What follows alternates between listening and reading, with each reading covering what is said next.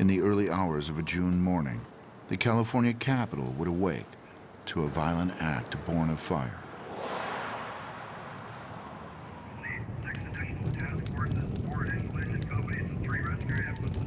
On this night, 3 Sacramento area synagogues were firebombed within a 45-minute period. It was the worst series of anti-Semitic attacks in Sacramento history. Fire inspectors at the scene quickly called in the FBI to conduct a hate crimes investigation. The hardest hit was B'nai Israel, the oldest congregation west of the Mississippi, which had just marked its 150th anniversary. Although the sanctuary was damaged, the Torahs were saved. But the library was engulfed in flames, and thousands of books collected here by generations of Jewish worshipers were suddenly turned to ashes. There were books in there which illustrated our history, with nameplates in the books that had been donated to honor people's parents. And that's what hurts. What's interesting is that they hit the Learning Center. How anybody expects that's going to affect the temple or learning is beyond me, but all this does is give the Jewish people more courage.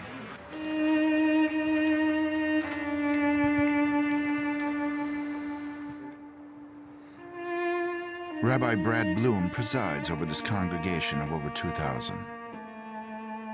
When I stood here in the wee hours of Friday morning, smelling the aftermath of this fire, and that is the hardest thing for me, is to say that I'm not accepted because I'm a Jew.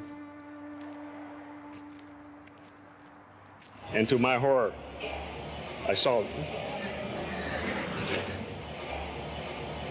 the fire. When Vice Mayor Jimmy Yee saw the burnt facade of B'nai Israel, it brought back horrible memories. Yee was on his way to City Hall that morning when he came upon the first flames of this summer of hate. Being that it's in my district, I decided to pull over just to find out what was going on. That burned out library brought back flashback to the time my own home was firebound. A few years earlier, Asian, African American, and Jewish community groups had been the targets of hate-related arsons. Jimmy Yee was attacked at his home. An incendiary device was thrown through the front window of his house. Hate crime has been a problem here in Sacramento for a number of years. I mean, this was not the first incident of hate crime. In 1992, there were a series of arsons and firebombings. And at that time, we banded together in support of each other. The fact that the Jewish synagogue was attacked again just brought us back together again. Sacramento citizens and leaders had learned from past violence and decided to act quickly. Before the ashes had settled, Jimmy Yee and members of the Asian American community came together with a plan of support. We met all day long, worked all around the clock. We had heard what had happened in Billings, and we thought that was a grand idea to get the community to come together. And shortly after coordinating with the Jewish community, we came up with using the word Chai, which means life. Just 2 days after the arsons, the Sacramento Bee printed a full-page symbol for people to hang in their windows. This was grassroots organizers who came together and decided what to do.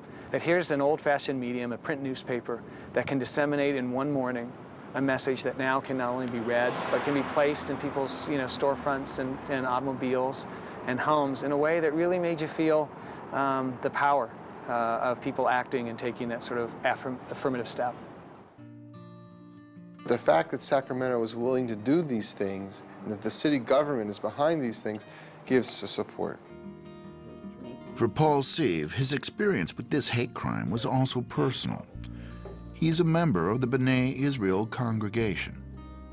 The support of the community is really what made the response so palpable and so reassuring, and made you feel that you weren't being marginalized, that you were a part of the Sacramento community.